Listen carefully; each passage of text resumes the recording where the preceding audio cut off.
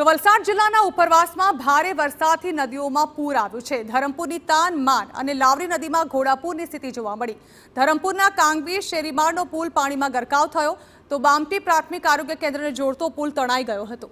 આંબોસી ભવઠાણનો પુલ, ભેંસધરા લાવરીનો પુલ પણ પાણીમાં ગરકાવ થયો। નદીઓ પર બનેલા પુલ પાણીમાં ગરકાવ થતા અનેક ગામને હાલાકી ભોગવવાનો વારો આવ્યો।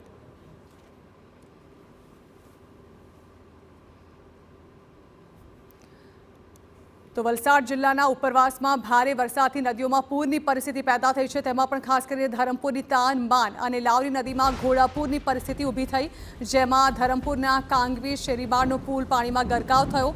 આ તરફ બામટી પ્રાથમિક આરોગ્ય કેન્દ્રને જોડતો પુલ પણ પાણીમાં તણાયો હતો। આંબોસી ભવઠાણનો પુલ તેમજ ભેંસધરા લાવરીનો પુલ પણ પાણીમાં ગરકાવ થઈ ગયો તો નદીઓ પર બનેલા પુલ પાણીમાં ગરકાવ થતા અનેક ગામને તેના કારણે હવે હાલાકી ભોગવવાનો વારો આવ્યો છે। અવરજવર પર હાલ રોક લગાવી દેવામાં આવી છે।